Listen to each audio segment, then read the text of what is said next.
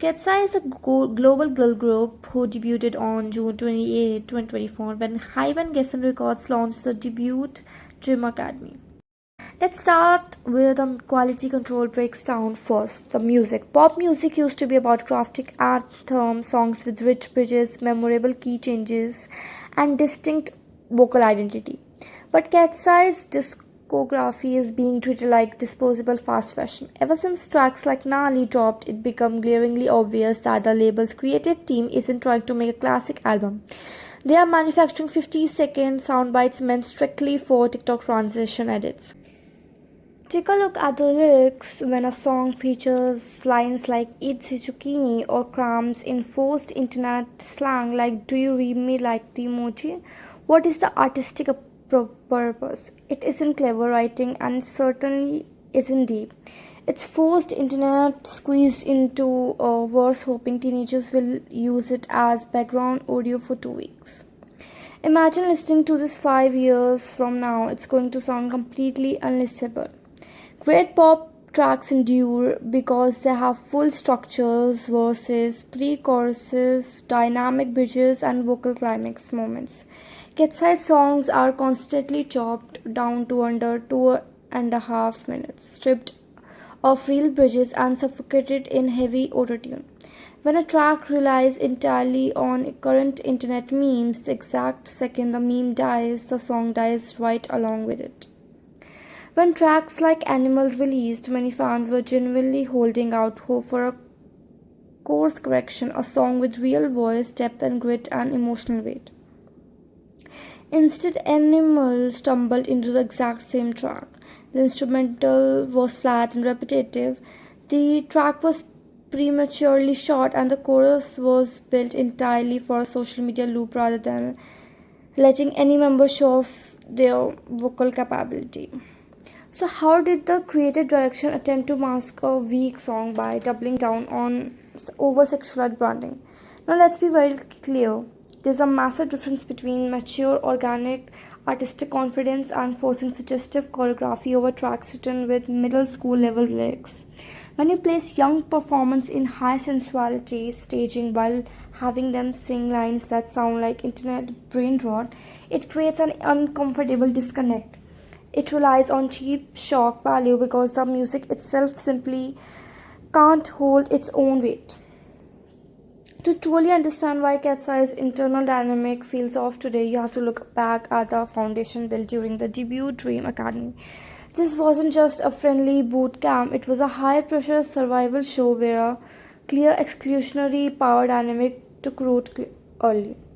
From the initial training periods in LA, Lara, Megan, Sophie established themselves as a core group. They all shared heavy dance backgrounds, elite performances, experience, and an assertive, high energy elite presence. But as the competition intensified, that shared confidence turned into a tight knit. In practice rooms and group evaluations, this trio held a social authority. If another candidate didn't match their exact skill set, dance background, or specific social energy, they were instantly pushed to the periphery.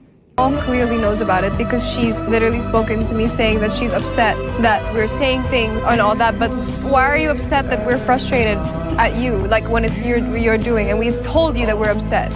I know I've been missing, but I know a lot of other girls also have been missing, and I feel like it's only being taken out on me in a way.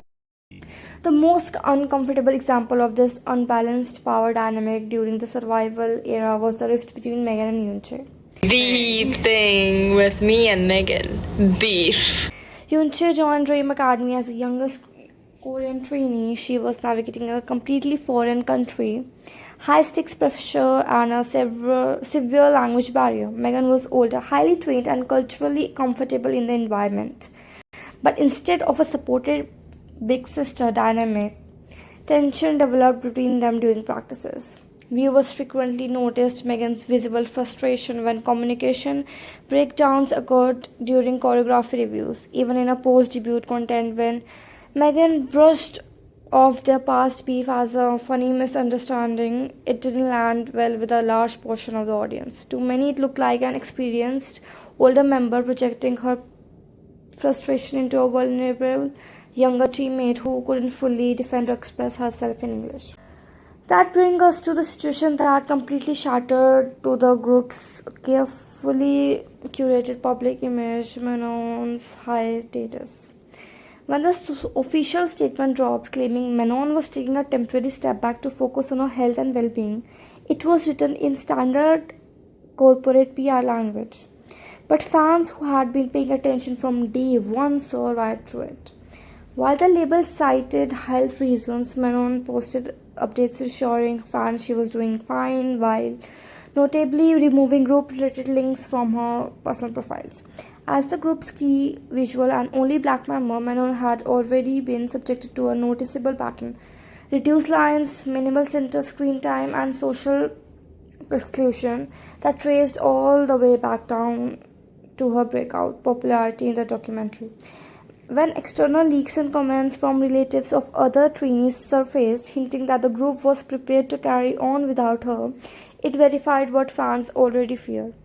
This wasn't just a simple medical break, it was the boiling point of deep unrest, hostility within a group dynamic that struggled to integrate a member who blew up organically without belonging to the original core.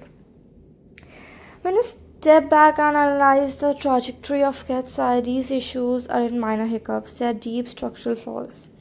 Their music strategy, throwaway under 2-minute songs built for fast fashion, TikTok trends, rather than discography longevity like Pinky Up.